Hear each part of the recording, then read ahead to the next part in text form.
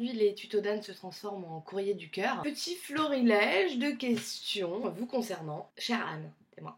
Quels sont les éléments miracles contre la gueule de bois?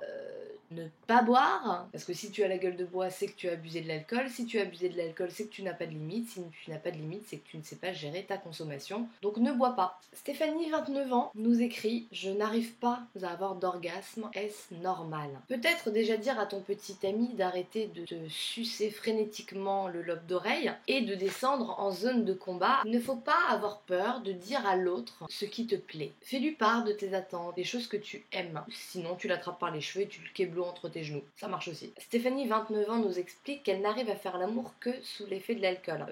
Bon, écoute Stéphanie, vu la photo que tu as jointe à ton courrier, je te rassure, tes prétendants aussi. Salut, je m'appelle Marie, j'ai 15 ans et j'aimerais faire l'amour avec mon copain. Quelle contraception me conseilles-tu?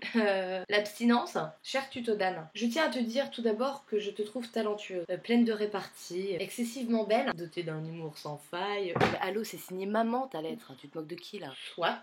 Tu peux pas juste laisser planer un mystère, tu vois, je fais une sorte de mise en scène en fait. Ça pose un problème à quelqu'un? Non? Alors on continue, merci. Cécilia, 30 ans, nous dit: à chaque fois que je bois, l'envie d'envoyer un texto à mon ex est plus forte que moi. Je tiens d'abord à te féliciter d'avoir accordé forte avec envie, ça fait plaisir de voir des personnes qui sachent parler français. Donc l'envie d'envoyer un texto est plus forte que moi, stop! Ne fais pas ça. Si cette personne est ton ex, c'est qu'il y a une raison. Si tu penses à lui envoyer un texto uniquement quand tu es bourré, c'est qu'il y a une raison aussi. Raisonner une personne bourrée, c'est un peu comme expliquer le théorème de Pythagore à ta fille de 2 ans. Au mieux, elle éclate de rire en mangeant ses crottes de nez, au pire, elle vomit sur son bavoir. Christelle, 25 ans, soupçonne son fiancé de la tromper et me demande quels sont les signes. Alors je pense déjà que si tu le soupçonnes, ton intuition féminine doit être bonne. Quand il rentre à la maison, s'il pose son téléphone de ce côté, c'est que déjà il a des choses à se reprocher. Tu n'as rien à te reprocher dans ta vie, tu laisses le côté cassé. Il ne faut pas le voir le mal partout. Ce n'est pas parce que ton copain a des amies filles qu'il est infidèle. Ce n'est pas parce qu'il les ramène chez elle et qu'il passe la nuit avec elle pour plus de sécurité qu'il est infidèle. Ce n'est pas parce qu'il a Tinder qu'il est infidèle. Non,